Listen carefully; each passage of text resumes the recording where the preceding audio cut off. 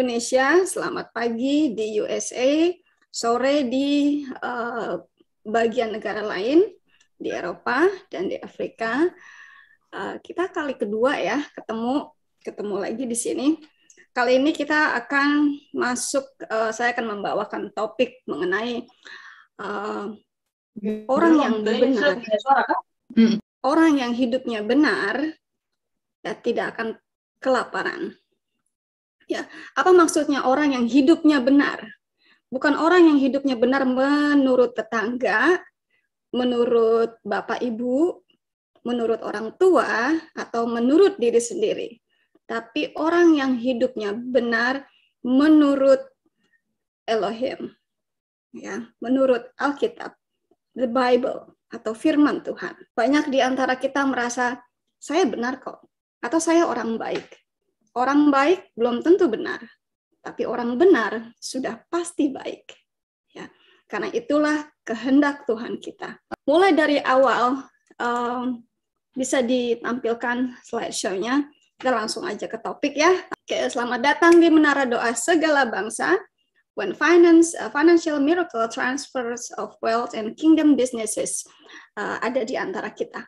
Ya, because the kingdom of God is in the midst of us. Ya, kerajaan Tuhan ada di antara kita. Ada yang sudah merasakan kerajaan Tuhan itu, ada yang belum. Nah, kenapa kita belum merasakan kerajaan Tuhan? Kerajaan Tuhan itu bukan nanti di akhirat ya, bukan nanti kita di awan-awan, bukan nanti kita kalau sudah mati atau kalau sudah rapture, ya bukan. Itu namanya the kingdom of heaven. Beda antara the kingdom of heavens and the kingdom of God. Kita di sini merasakan the kingdom of God yang dikatakan dalam Matthew 6:9 ya. Apa yang ada di heaven, apa yang ada di surga, ada di antara kita, ada juga di bumi. Apa yang ada di surga, ada di bumi. Apa aja sih? Ya. Salah satunya adalah peace. Ya, tadi saya sudah katakan, the righteous will not go hunger. Orang yang berjalan dalam kebenaran Tuhan tidak akan kelaparan. Tuhan tidak akan membiarkan orang-orang yang berjalan dalam kebenarannya go hunger. Oke, kita bisa dites. Ya, ini kan semacam apa ya? Tadi di awal kita berdoa dengan prosperity. We pray for our prosperity, for our blessing. Apakah Anda tahu, kalau begitu Anda meminta prosperity kepada Tuhan, Anda meminta untuk diuji. Ujian yang paling berat untuk seluruh manusia adalah ketika wealth datang kepada kita. Ketika doa kita diberikan, didengar, ya, dan di-approve oleh Tuhan, itu adalah ujian terbesar. Ujian terbesar, dan banyak dari kita, banyak dari pendeta-pendeta malahan, itu failing. Ya, tidak lulus ujian. Itu yang ditakutkan. Waktu saya baru selamat, Tuhan datang kepada saya. Roh Kudus datang kepada saya, meminta saya, my daughter, what do you want from me? Karena waktu itu saya masih muda, masih belum tahu apa-apa, tidak mengerti apa itu kekristenan, tidak mengerti Alkitab, sama sekali tidak mengerti. Saya meminta, Lord, I need wisdom. I need wisdom. That's all I need. Ya. Saya butuh wisdom. Saya butuh bijak. Berikan aku kebijakan. Berikan aku kebijaksanaan. Berikan aku roh kebijakan. Berikan aku karunia kebijakan. Ya. Saya tidak pernah baca Song of Solomon. Saya tidak tahu apa itu Proverbs. Saya tidak tahu apa itu Psalm. Ya, saya tidak mengerti apa itu karena saya belum baca Alkitab dari Kejadian sampai Wahyu. Belum, karena saya baru selamat. Tapi saya minta Tuhan untuk diberikan saya wisdom. Kalau saya diberi wealth karena wisdom itu, saya sudah punya wisdom bagaimana saya mengatur wealth. Kalau saya punya popularitas, saya sudah punya wisdom bagaimana saya mengendalikan popularitas. Apalagi, kalau saya punya authority atau saya punya influences, saya sudah punya wisdom bagaimana saya mengendalikan influences tersebut. Mintalah wisdom. Ya. Tuhan bilang kepada Solomon, because you ask for wisdom, I give you all. You don't ask for prosperity, you don't ask for blessing, but you ask for wisdom. Tuhan janji ya sama kita. Yang hijau, tadi yang hijau. Tuhan janji sama kita. Ini surat cinta Tuhan sama kita. God will meet all his needs. Ya, ini ada di perjanjian lama. Di perjanjian baru Tuhan juga janji that he will supply all of your needs. Segala kebutuhan kita dia akan supply. Tapi ada requirement-nya, ya. Anda harus berjalan sesuai dengan kehendak Tuhan. Sesuai dengan apa yang Tuhan berikan, anointing Anda, tanggung jawab Anda. Karena anointing saya bukan anointing Anda. Tanggung jawab saya bukan tanggung jawab Anda.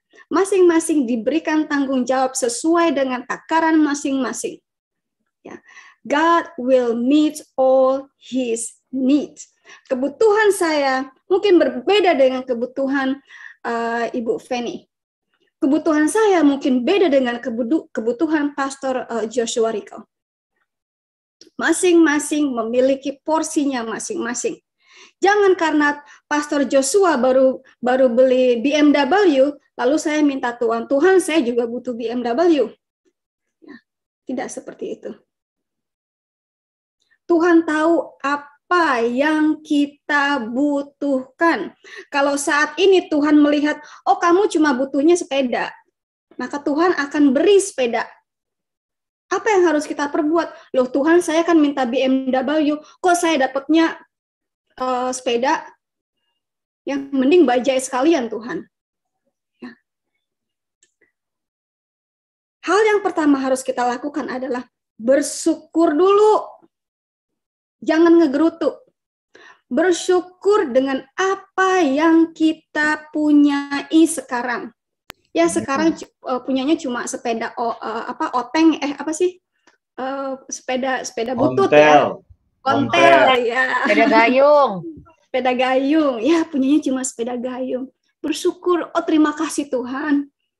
Engkau berikan aku sepeda gayung, sepeda ontel yang luar biasa. Berkat yang luar biasa. Ya. Di Alkitab dikatakan learn to be content. Ya. Belajar untuk bersyukur. Cukup bersyukur. Belajar. Nah, ini hal yang sulit untuk bersyukur. Bersyukur di tengah-tengah krisis, ya. Suami saya baru meninggal. Ini kesaksian ya.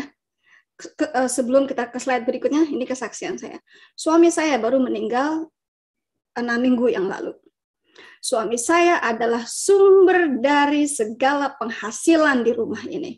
Penghasilan saya cuma pas-pasan, cuma sekedar bunga-bunga lah, ya. Kerja saya nggak begitu keras, cukup kerja 2 jam sehari, 3 jam sehari, ya. Tapi tetap menghasilkan. Ya. Tiba-tiba suami saya meninggal. Expect and not expecting. Pensiunnya, karena dia meninggalnya bulan Januari tanggal 19. Pensiunnya yang awal bulan, Januari awal bulan, itu ditarik semua oleh pemerintah. Jadi semua bills yang saya sudah bayar, itu ditarik kembali oleh mereka. $5.000 itu ditarik kembali oleh mereka. Padahal saya sudah bayar semua bills. Artinya apa? Semua yang ada di account itu kabur sebanyak $5.000. Saya sempat, God, thank you for your test. Terima kasih Tuhan, Engkau telah menguji saya. Saya percaya dengan wisdom yang Engkau berikan, saya bisa mengatasi. Sekarang sudah 6 minggu suami saya meninggal. Yang seharusnya saya sudah mendapatkan life insurance dari kematian suami saya belum dapat. Pensiunan dari suami saya belum dapat. Selama 6 minggu, penghasilan dari suami saya stop. Nah, ini sudah memasuki ke bulan kedua, jadi selama 2 minggu penghasilan dari suami saya stop. $10.000 stop. Tapi apakah saya garu-garu kepala, bingung? Tidak. Tuhan luar biasa. 2 hari setelah suami saya meninggal, toko langsung saya buka kembali. Karena 1 tahun toko saya tutup. Tutup karena saya harus mengurus suami yang sakit. 1 tahun dia sakit. Saya mengurus suami saya. Dari mulai memandikan, kasih dia makan, pakaiin dia baju, ya, jadi supir taksi, ya, maksudnya supir taksi pribadi ya. Bukan supir taksi untuk umum, supir taksi pribadi. Ya, dorong dia dengan wheelchair, pakaiin dia sepatu, segalanya, sampai cukurin dia rambut, sampai harus saya leather dia dengan krim, karena kulitnya yang kering. 1 tahun bisnis saya tutup, tapi Tuhan itu ajaib. 2 hari setelah saya buka kembali bisnis saya, open doors, saya bilang open doors ya. Sekarang ini sudah minggu yang kelima. Baru minggu yang kelima saya buka pintu. Penghasilan saya sekarang sudah menyamai penghasilan suami saya. Sudah menyamai. Ya. Amin, haleluya. Baru 5 minggu saya buka. Yang tadinya saya khawatir karena saya kehilangan income dari suami. Sekarang penghasilan itu kembali kepada saya. Waktu suami saya meninggal, saya bersyukur. Saya justru nyanyi-nyanyi. Bukan karena Tuhan makasih dia udah mati. Bukan.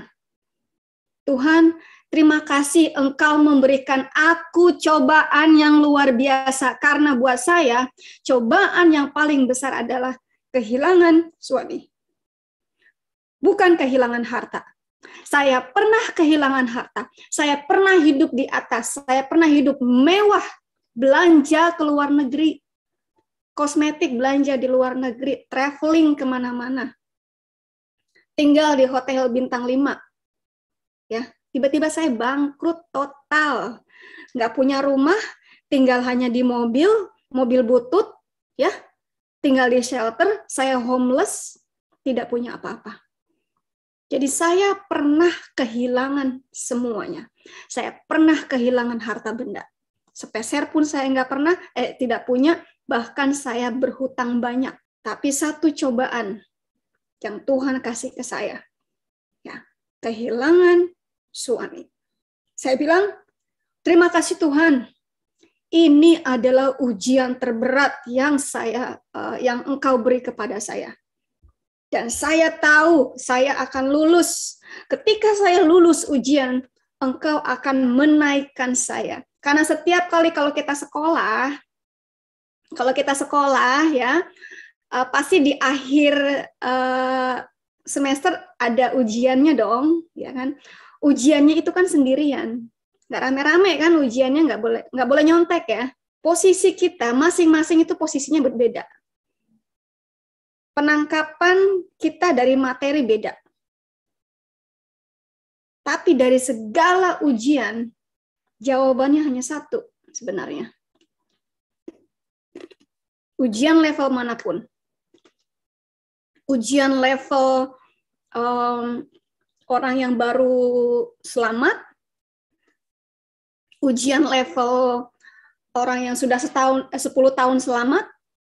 Atau kenal Kristus, atau ujian orang yang sudah berpuluh-puluh tahun mengenal Kristus. Jawabannya sama sebenarnya. Tapi kita lupa. Pernah kan kita duduk di kelas, di ujian gitu kan. Gue tahu nih jawabannya nih. Tapi gue lupa. Ya. Kalau kita salah jawab, dapatnya F kan? 0. Kalau kita dapatnya 0 semua, harus mengulang lagi dari bawah. Ya. Kalau kita jawabnya ada yang separuh benar, separuh salah, ya, kita masuk ke level yang tengah-tengah. Tapi apa sekarang pertanyaan kepada saya, Anda mau levelnya setengah-setengah atau mau levelnya A semua, cum laude? Pasti semua bilang, oh saya mau cum laude. Ya.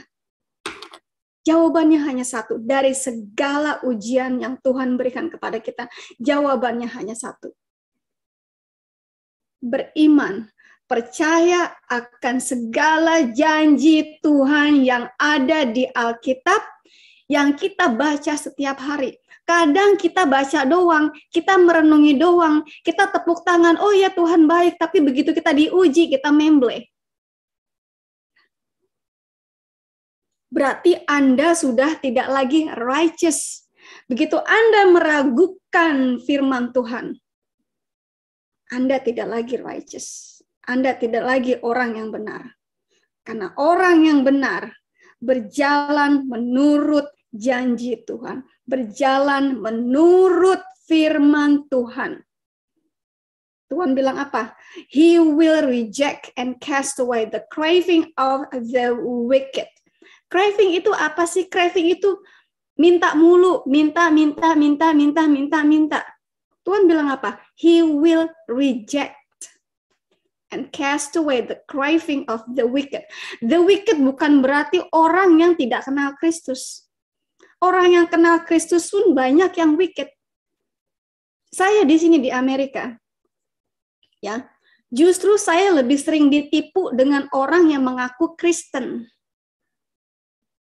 Sekali lagi ya, justru saya lebih sering kena tipu dengan orang yang mengaku Kristen, yang datang ke rumah bawa-bawa firman dan berbisnis.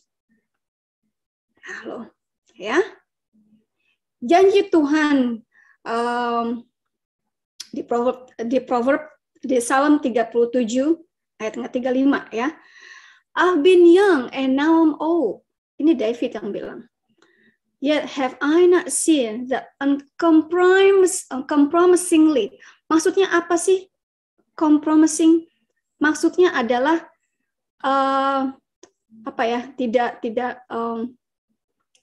tidak compromise.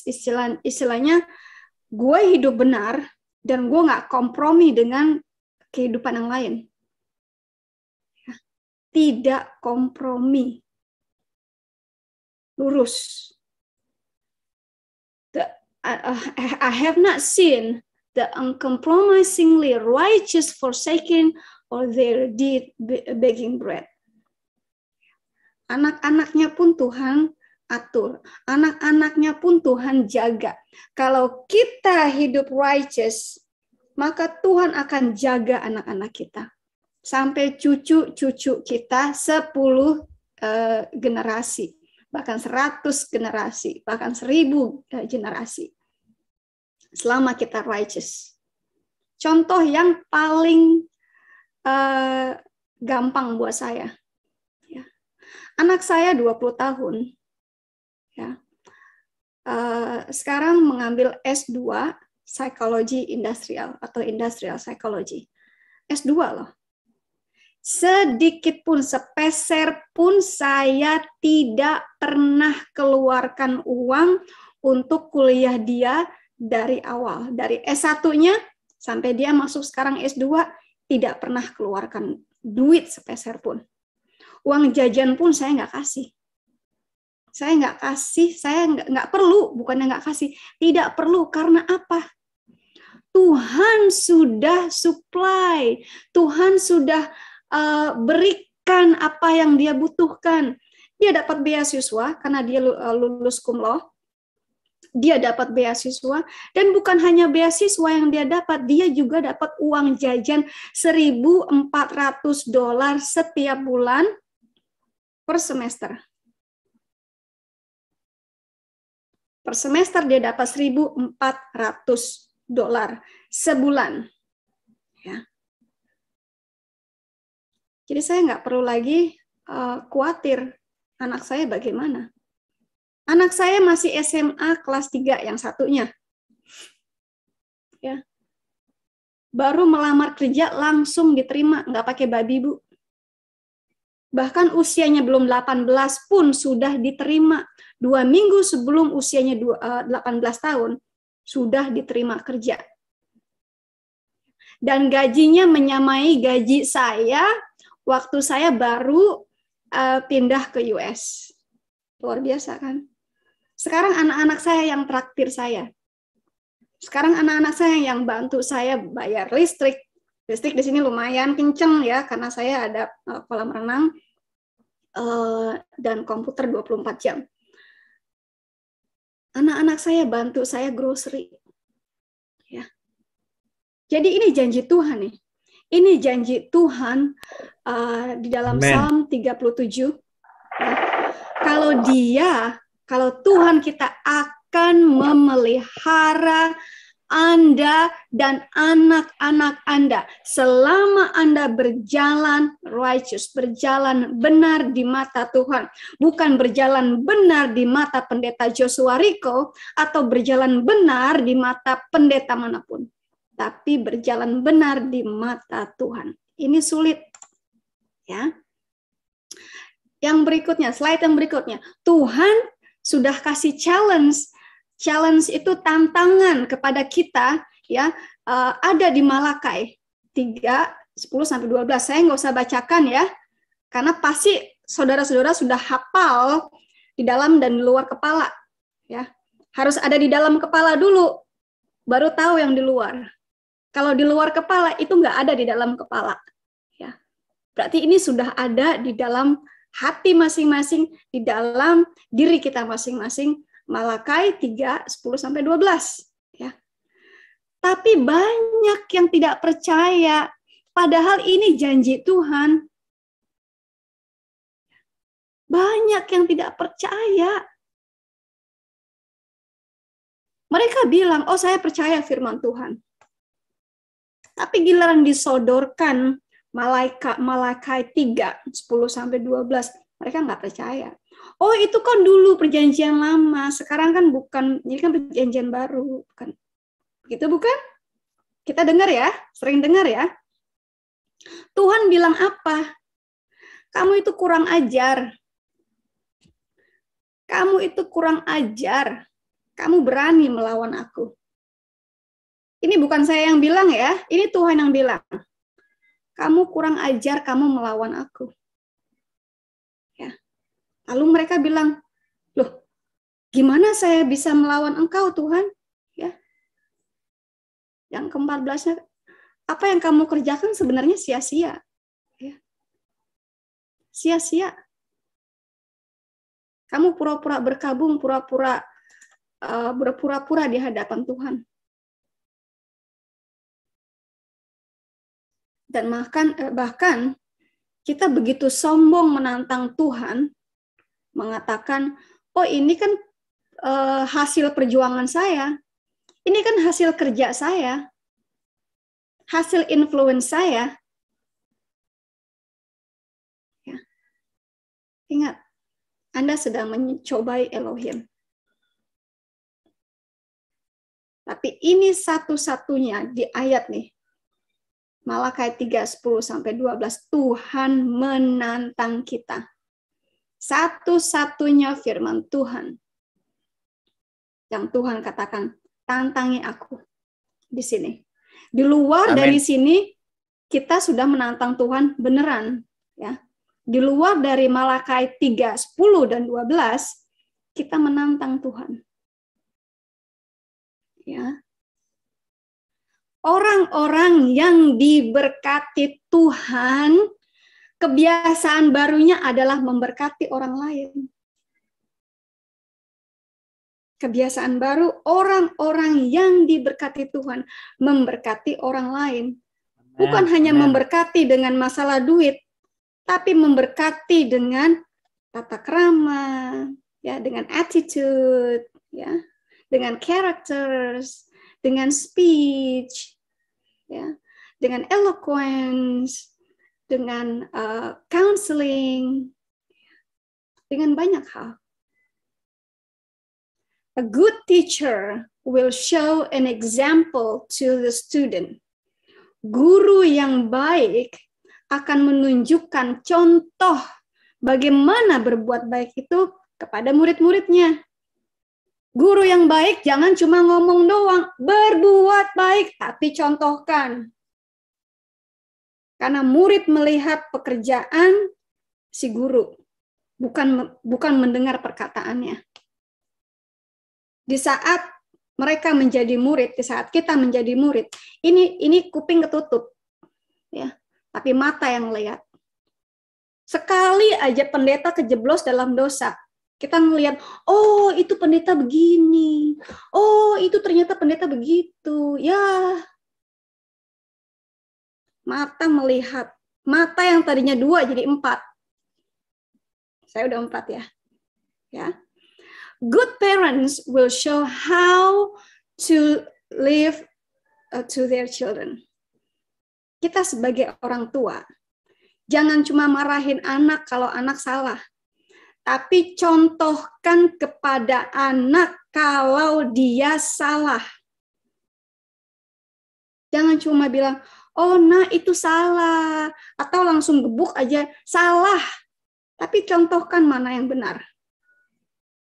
Anak saya yang laki, ini dulu ya memiliki ADHD. Ya. Bagaimana cara saya mendisiplin anak ini berbeda dengan cara saya mendisiplin anak saya yang pertama. Anak saya yang kedua, kalau dia salah, saya tidak bisa bilang no atau wrong. Saya harus contohkan, saya harus muter. Saya bilang gini, Aiden, this is the right thing to do. You have to do this instead of this. You have to do this. And if you do this, it's not correct. Jadi istilah no atau wrong itu tidak bisa masuk ke dalam pemikiran dia. Harus 2 kali lipat untuk menjelaskan kepada anak saya yang laki. Sampai sekarang, untuk menjelaskan Alkitab kepada anak saya yang laki, saya harus kerja 2 kali lipat. Istilahnya harus cari tahu bagaimana supaya masuk ke dalam benak pikiran dia dan masuk ke dalam hati dia. Saya nggak bisa marahin dia. Saya harus ngomong dengan kasih. Saya selalu bilang, Aiden, listen to me. Saya tatap matanya. Listen to me. Watch me. Listen. Dan sebelum saya ngomong apa-apa, saya bilang, I say this because I love you. Ya. Dia harus mendengarkan kata love you first. Love you dulu sebelum saya ngomong apapun. Nanti di akhir perkataan saya harus bilang lagi ke anak saya, honey, I love you. Harus seperti itu. Beda dengan anak saya yang perempuan. Nah, mungkin di antara kita punya anak seperti itu. Kita belajar untuk menjadi seorang anak. Itu sulit. Karena kita maunya jadi orang tua mulu. Ya. Saya belajar menjadi seorang anak dari Bapak saya di surga. Bagaimana supaya saya didengarkan? Bagaimana supaya saya didengarkan oleh Bapak? Bagaimana supaya desire saya itu didengar? Bagaimana supaya dia bisa melihat saya? Bagaimana supaya dia tidak memalingkan wajahnya dari saya? Bagaimana supaya matanya terfokus kepada saya? Bagaimana supaya isi surganya itu datang kepada saya? Ini kunci ya. kunci. Bagaimana kita mendapat kekenanan dari Tuhan? Bagaimana? Bu Lindsay ngomong doang, gimana sih caranya? Ya. Itu ada di Yakobus 1 ayat yang ke-22. Saya harap semua sudah tahu ini. Jalankan perintah Elohim. Jalankan apa yang kita baca, yang kita renungkan. Ya. Tersinggung, 1 singgung, 2 singgung, 3 singgung, that's fine. Jangan disinggung dan jangan tersinggung. Ingat, karma berlaku. Hiduplah benar di mata Tuhan. Hiduplah humble before man and before God. Kita harus humble. Kita harus humble. Semakin tinggi posisi kita di mata Tuhan, semakin tinggi status kita di mata masyarakat, kita harus semakin merendah. Semakin merendah. Agar Kristus ditinggikan. Jangan kita meninggikan diri. Kristusnya sebelah sini. Kita harus merendah. Hidup humble. Bicara jangan pongah. Tunduk. Ya. Status ekonomi saya mungkin lebih tinggi dari status ekonomi customer saya atau klien saya. Tapi saya tetap membungkuk. Saya tetap menghargai customer saya. Tapi kalau customer salah, ya, saya tidak membenarkan orang yang salah.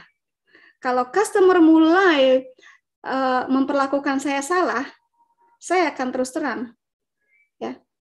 Anda tunduk, humble, tapi juga harus benar. Nyatakan kebenaran.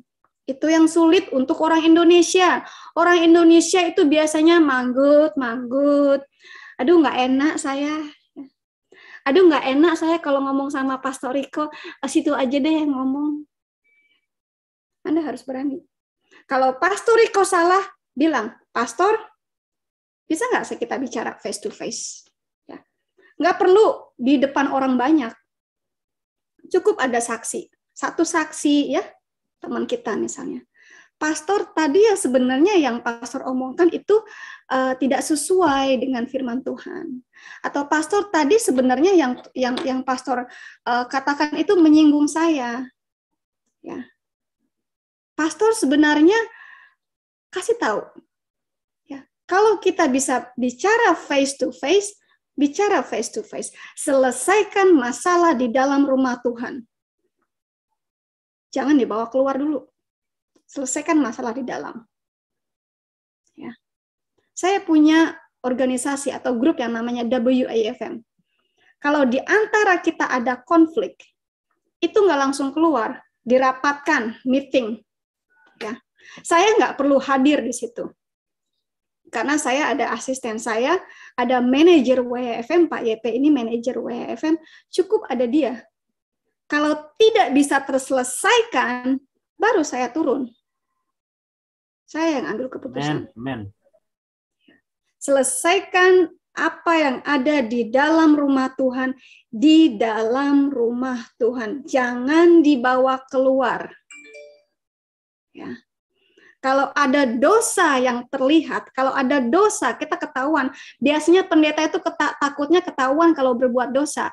Tapi nggak takut di mata Tuhan, takutnya di mata jemaat dan di mata YouTubers atau di mata netizen ya, kalau bilangnya sekarang. Takutnya begitu. Kebalik, seharusnya kita takut kepada Tuhan, bukan kepada manusia. Karena Tuhan selalu ada mengawasi kita. Ya. Slide yang berikutnya.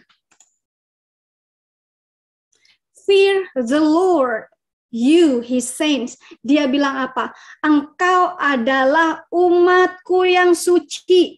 You, his saints. Anda adalah orang sucinya. Jadi Anda sebaiknya memuji dia dengan takut. Bukan dengan takut, besok gue dipecat. Bukan. tapi takut karena Dia adalah Tuhan yang benar, yang maha benar. Ya. For there is no want. Ini kaitannya sama dengan Psalm 23. Ya. Dengan Psalm 23. There is no one. Artinya apa? Tuhan, karena Engkau ada bersamaku, aku udah nggak mau yang lainnya lagi. Tuhan, saya nggak perlu BMW, saya nggak perlu rumah besar, saya nggak perlu kolam renang, saya nggak perlu ini, saya nggak perlu ini. Yang saya perlu adalah Engkau. Aduh, susah Bu Lindsay ngomong begitu. Kan saya mesti beli bedak, saya mesti beli lipstik, saya mesti jalan-jalan ke luar negeri, saya mesti beli Doni Burki. Saya mesti punya status. Ingat, Tuhan adalah Dia yang mempunyai segala yang ada di muka bumi ini dan juga ada di heaven.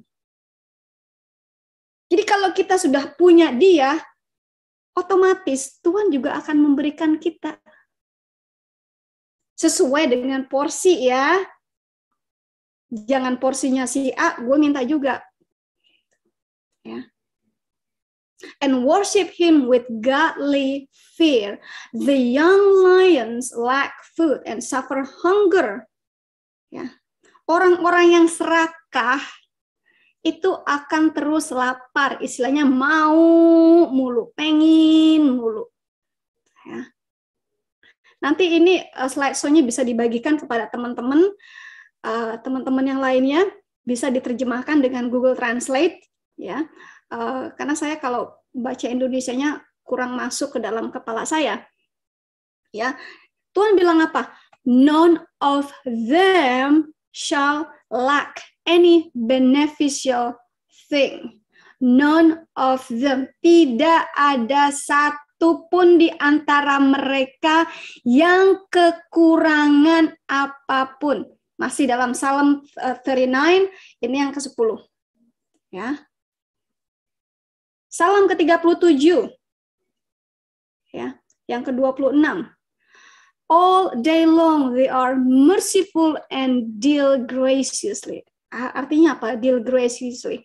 Generous, dermawan. Dermawan. Jangan takut besok makan apa nggak bisa makan. Saya cuma punya $3 di kantong saya. Rekening bank saya udah mungkin cuma tinggal 15 cents ya. Saya cuma punya uang $3. Saya berikan itu sebagai persembahan. Saya nggak tahu besok saya makan apa. Tapi saya percaya Tuhan, saya percaya Engkau akan mencukupi aku. Saya tidak menginginkan apapun kecuali Engkau.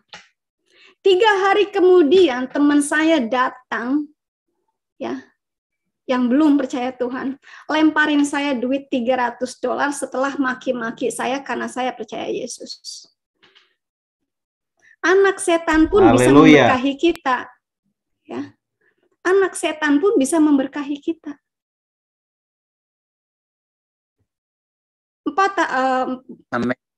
Beberapa tahun yang lalu, ya ini hampir mungkin 9 tahun yang lalu, saya pernah memberi memberi berkat kepada seorang evangelis $79. Hanya $79. Itu padahal income saya waktu saya kerja. Tapi Tuhan bilang, itu bukan milik kamu. Ya, hasil kerja itu bukan milik kamu, tapi milik orang ini. Saya berikan. Selang sekitar 2 atau 3 tahun kemudian, saya lupa ya,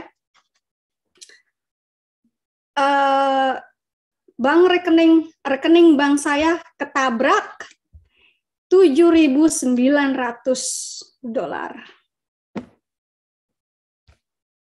Haleluya. Dari asuransi yang tidak pernah saya duga. Dan itu terus, ya. Tiba-tiba saya ketabrak, wah ada 2.000 masuk. dari asuransi, wah ada 1.000 masuk. Ya, dari IRS, wah dari sini masuk. Dari hal-hal yang tidak pernah kita duga. Saya baru sharing sama Pak YP beberapa minggu lalu. Saya ada customer, ya, dia cuma minta dibuatkan masker khusus untuk dia. Masker ini bukan masker begini ya, biasa ya. Masker dari bahan khusus untuk dia, ya. Jadi kayak full face gitu ya. Ya. Minta 5 masker khusus untuk dia. Bahannya dia yang provide. Saya tinggal ngejahit aja, saya tinggal buat aja, saya tinggal desain coret-coret begini, ya. Dia hargai 5 masker itu $500 yang saya kerjakan dalam waktu 7 jam. Ya, lebih dari yang saya inginkan, yang saya harapkan ya. Slide yang berikutnya. Ya. Wealth itu apa sih? Ya, wealth itu adalah abundance of good.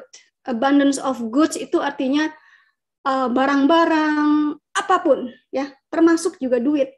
Kita butuh duit ya. Miskin dan kaya itu biasanya relatif ya, digunakan untuk status ekonomi. Ya, meskipun kalau di dalam spiritual, ya, kaya dalam spirit dan miskin dalam spirit itu berbeda. Ada orang yang kaya raya tapi spiritnya miskin. Itu berarti belum menjadi seperti karakter Kristus. Padahal yang Tuhan harapkan adalah engkau menjadi seperti Kristus. Ya, poverty atau kemiskinan ini juga diistilahkan ya konsepnya dengan poverty in physical seperti ekonomi. Ini tidak harus terjadi buat kita orang-orang yang berjalan benar di mata Tuhan. Tapi ingat, ujiannya gede. Mungkin ada ujian yang harus mati. Mungkin ada ujian yang dicaci maki. Mungkin ada ujian ini. Apakah kita sanggup? 6 minggu lalu suami saya meninggal. Tapi sekarang saya sudah bisa seperti ini. Saya sudah bisa mengajar lagi. Saya sudah bisa tersenyum untuk customer saya. Saya sudah bisa bersyukur atas ujian besar yang saya terima. Dan buat saya ini adalah ujian terbesar. Paling berat buat saya. Tapi saya bisa lalui. Tuhan, saya lulus kan? Saya bilang sama Tuhan, Tuhan saya lulus kan? Tapi saya tidak minta lagi ujian yang berat lagi, Tuhan. Saya mungkin nggak akan sanggup kalau diuji lagi seperti ini. Jangan pernah minta kepada Tuhan apa yang tidak bisa kita handle. Banyak umat-umat Tuhan yang kesandung begitu menerima berkat yang luar biasa dari Tuhan. Karena apa yang kita punya itu titipan, Bu. Titipan Tuhan, Pak. Bukan titipan tetangga. Bukan titipan nasabah. Semua titipan Tuhan. Termasuk kesehatan tubuh kita. Jaga titipan Tuhan. Termasuk harta yang kita punya itu titipan Tuhan. Jaga. Jaga bukan berarti jangan memberi ya atau pelit. Jaga artinya berkahi orang lain. Ini mungkin teman-teman sudah tahu yang berikutnya ya, slide yang berikutnya. Ulangan 8:18 tadi sudah dibacakan ya. But you shall earnestly remember the Lord your God, for it is He who gives you the power to get wealth. Tuhan sudah kasih kita power untuk get wealth, that He may be establish His covenant with His sword to your father, and it is this day. Kita dikasih power untuk wealth, untuk apa? Untuk establish His covenants. Bukan untuk belanja di luar negeri. Amin. Bukan untuk mewah-mewahan. Tapi untuk establish perjanjian kita kepada Tuhan di saat kita menerima Tuhan. Itu adalah perjanjian. Itu yang harus kita kerjakan. Yang berikutnya. Slide yang berikutnya. Jangan malas. Kebanyakan kalau orang sudah menerima berkat Tuhan jadi malas. Malas bangun pagi, malas kerja, malas memberi. Ya. Ingat, kalau kita malas, poverty akan datang, kemiskinan akan datang. Kalau kita pelit, kemiskinan akan datang. Miskin dari hati dulu. Baru miskin yang fisikal. Yang berikutnya, kita udah mau hampir habis ya. Nah, stingy man hasten after wealth. Stingy itu apa sih? Stingy itu lebih dari pelit, pedit, kikir. Ya, kalau bahasa saya bilangnya pedit. Ya, orang pedit hasten after wealth. Maunya minta kekayaan terus. After kekayaan. Selalu mengharapkan supaya kaya. Dan dia tidak tahu. Kalau apa yang dia harapkan itu justru akan berbalik. Kemiskinan akan datang kepada dia. Ini bukan saya yang ngomong ya. Ini Tuhan yang ngomong loh dengan firman-Nya. Ya. Yang terakhir, ya udah capek ya sama saya ya. Bagaimana kita menjadi orang, bukan hanya orang yang benar, tapi orang yang baik. Orang yang baik, bapak yang baik, orang tua yang baik, adalah meninggalkan warisannya kepada anak-anaknya dan anak-anaknya dan keturunannya. Kalau kita sudah lakukan itu, ya, kalau kita sudah mempersiapkan warisan untuk anak-anak, baru ini terjadi. But the sinner's wealth is laid up for the just or the righteous. Ya. Kalau kita sudah meninggalkan warisan kepada anak-anak saya, anak-anak kita ya, bukan anak saya ya. Ya, anak saya tanggung jawab saya, bukan tanggung jawab Anda. Barulah ini terjadi. But the sinner's wealth is laid up for the righteous. Ya. Saya dan anak-anak saya dua-duanya, saya sudah membicarakan kepada mereka warisan mereka. Apa yang mereka dapat dan apa yang mereka dapat. Ya. Saya bilang, rumah ini akan menjadi rumah keluarga dan akan diwariskan kepada satu orang. Kepada satu orang. Anak saya langsung bilang, Mom, is it me? Mom, is it me? Karena dua kan, tapi saya bilang satu orang. Terus mereka tanya, Mom, kepada siapa rumah ini, rumah besar ini akan diwariskan? Anak saya yang perempuan langsung bilang, Mom, I don't need your house. I will have my own. Anak saya yang laki bilang begini, Mom, I'm not gonna live here. I'm going to move out and have my own house. Mereka sudah punya planning ya. Jadi mereka tidak rebutan rumah ini. Tapi kalau aku bilang, rumah ini akan menjadi milik salah satu di antara kalian. Setelah mami meninggal, kalian mau jual rumah ini, mau apa? Terserah. Terserah. Tapi 10% kalian harus berikan kepada gereja. 10% yang lainnya kalian harus berikan kepada keluarga ini yang miskin dan selama ini membantu kita. 10%. 10% lagi kamu berikan kepada WIFM kalau masih ada. Jadi 30% dari hasil penjualan rumah ini kalian harus pisahkan. Jangan lupa orang miskin di sekitar kalian. Saya selalu ingatkan itu kepada anak-anak saya. Jangan pernah kalian lupa orang miskin. Jangan pernah lupa janda-janda di sekitar kalian. Jangan pernah lupa orang-orang yang membutuhkan yang tidak seberuntung kalian. Ya. Anak saya mau ambil industrial psychologist. Saya bilang ke anak saya, jangan pernah kamu mengambil jurusan yang kamu pikir akan mendatangkan uang. tapi ambil jurusan yang sekiranya kamu bisa berkati mereka dengan apa yang kamu ambil, dengan jurusan kamu, dengan title kamu. Mau jadi dokter, silahkan. Tapi jangan berharap, oh kalau jadi dokter kan duitnya banyak. Tapi jadilah dokter yang bisa memberkati orang yang tidak sanggup ke dokter. Amin. Ajarkan itu kepada anak kita. Haleluya. Saya tidak pernah mengharapkan anak-anak saya menjadi pendeta.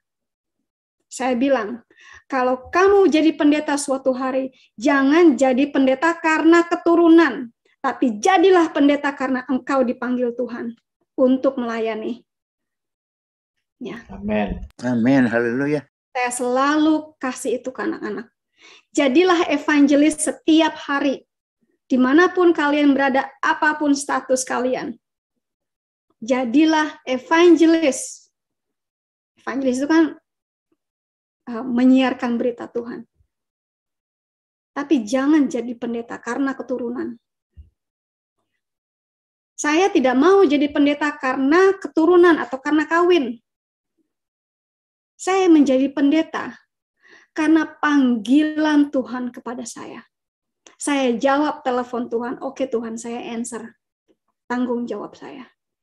Dan tanggung jawab pendeta bukan hanya di depan mimbar, tapi di belakang mimbar itu juga menjadi tanggung jawab kita. Ya. Jangan cuma baik di depan, tapi di belakang pada bolong-bolong. Ya. Sorry ya kalau saya ada menyinggung di sini, ya. Sorry, tapi saya harus sampaikan apa yang Tuhan ingin saya menyampaikan, ya. Gitu. Mungkin agak berbeda nih. Lindsay hari ini kok berbeda? Ya, karena tempatnya juga berbeda. Kita sebagai umat Tuhan harus bisa menempatkan diri. Waktunya saya berbicara kepada jemaat, saya bicara kepada jemaat.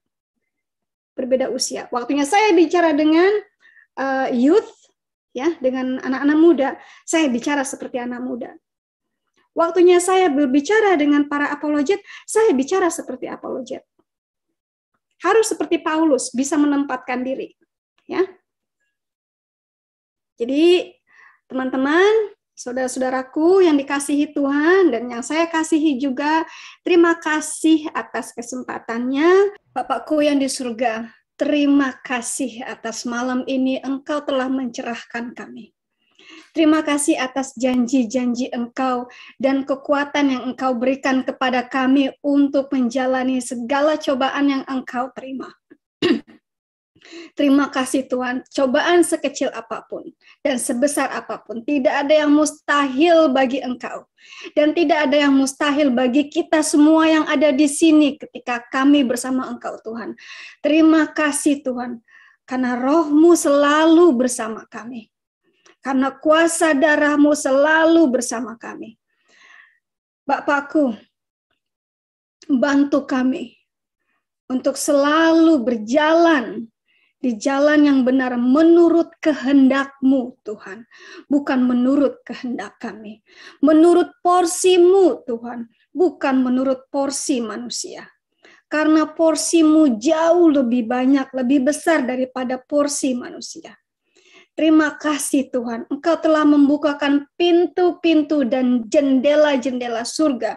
Dan Engkau akan pour out, dan Engkau akan curahkan kepada mereka Tuhan, orang-orang yang benar dan berlangkah benar di depan mata-Mu. Bukan hanya baik Tuhan. Terima kasih. Engkau juga telah memberkati anak-anak kami dan anak dari anak kami, cucu dari cucu kami. 4-1000 turunan. Terima kasih Tuhan. Janji-Mu Tuhan kami pegang. Engkau adalah yang paling setia di antara yang setia. Bahkan lebih setia daripada suami kami. Bahkan lebih setia daripada istri kami. Bahkan lebih setia daripada pendeta kami, Tuhan. Engkau lebih setia dari segala yang setia. Janji-Mu bisa kami pegang, Tuhan. Dan kami hanya mengandalkan Engkau, Tuhan.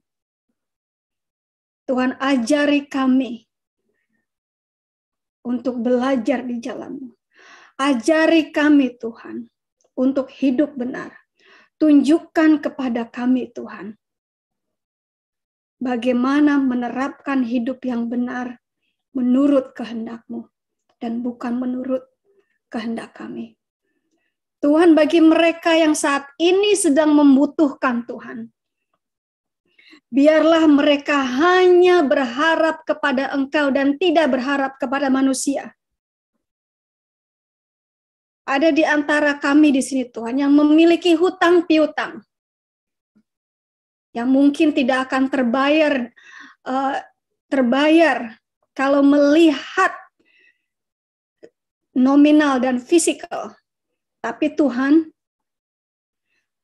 dengan kuasa-Mu Tuhan, orang ini akan sanggup membayar hutangnya sampai lunas. Amin. Dengan kelebihan-Mu dan dengan kuasa-Mu Tuhan, orang ini akan dibuka jalannya. Berpuasalah selama 48 jam. Dan berharap hanya kepada Tuhan. Dan mendekatkan diri hanya kepada Elohim. Apa yang Anda punya saat ini? Berkahi orang di tetangga Anda. Berkahi tetangga Anda yang lebih jauh lebih membutuhkan dari Anda. Tuhan melihat hati kita. Engkau Tuhan, Elohimku. Engkau melihat hati kami Tuhan, ketulusan hati kami Tuhan. Engkau bisa melihat kemana perjalanan rupiah kami. Dan Engkau juga yang akan tahu Tuhan, kemana perjalanan rahmat surga itu Tuhan, ketika jatuh di hadapan kami. Hanya kepada Engkau Tuhan. Ada saudara-saudara kami di sini Tuhan, yang saat ini tidak bisa keluar rumah karena pandemi, karena COVID, dan income-nya terputus.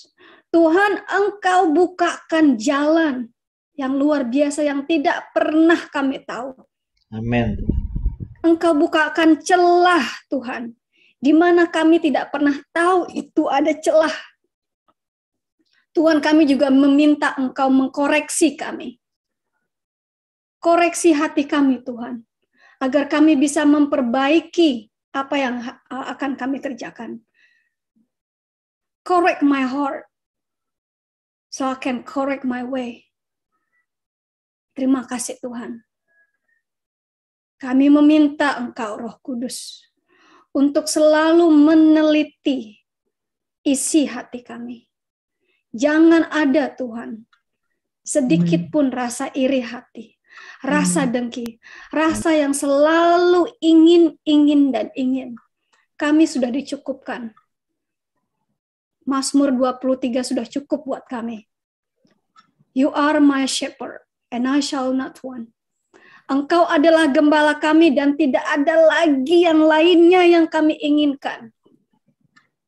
Karena Engkaulah gembala kami, segala kebutuhan kami sudah Engkau cukupi.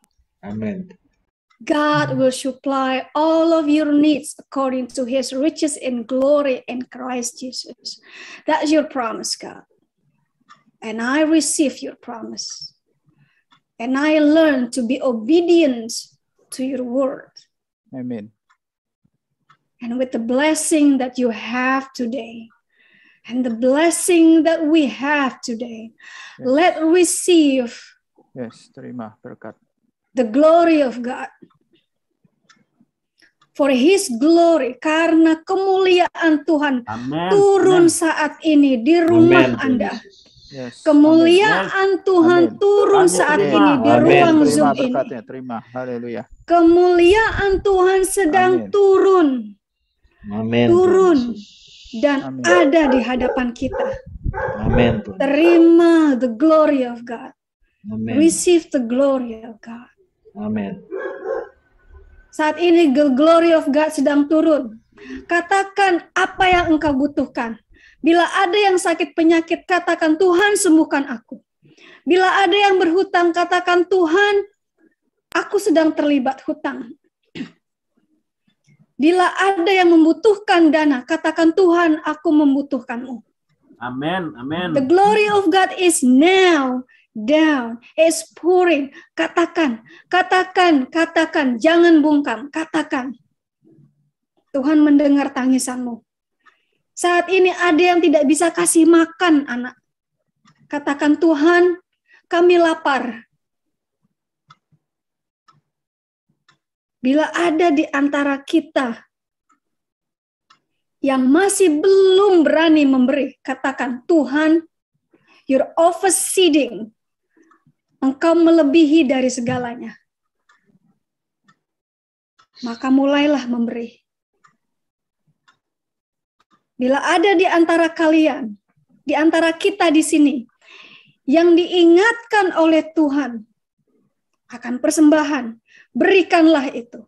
Serahkanlah itu.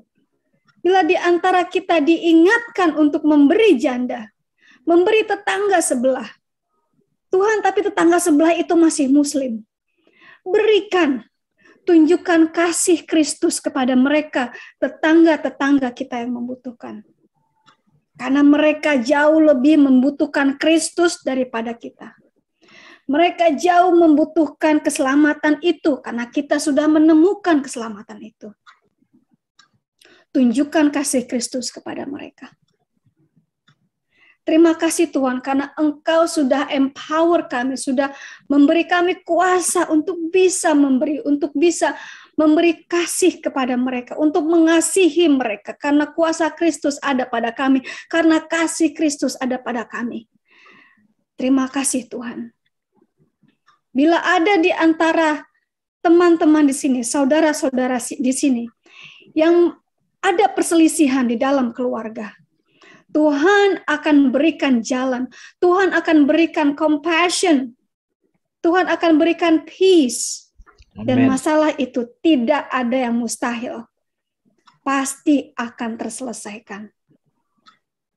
Bila ada di antara kami di sini Tuhan, dan ada di antara kami di sini Tuhan, yang sakit, yang tidak sembuh-sembuh. Tuhan, Engkau sudah mengirimkan tabib-Mu yang luar biasa, Yesus Kristus, Sang Penyembuh. Jamahlah Tuhan, obatilah Tuhan. Mulai dari hatinya Tuhan. Mulai dari lubuk hatinya. Dan Engkau akan menyembuhkan seluruh tubuhnya. Mari kita terima di dalam nama Tuhan kita, Yesus Kristus. Mari semua kita katakan, amin. Amin. Amin. Tadi waktu Silakan Pak Joshua. Bu Linsi mendoakan bahwa berkat turun, itu saya melihat banyak malaikat-malaikat yang langsung membawa berkat dari Tuhan untuk setiap daripada yang mendoakan. Yang tadi berdoa ya, yang benar-benar sungguh-sungguh berdoa tadi, sungguh-sungguh berdoa. Dan saya percaya hutang-hutang yang Bu Linsi tadi ngomong, itu untuk Bapak Ibu bisa bayar kembali. Ya, siap-siap terima, ya siap-siap terima.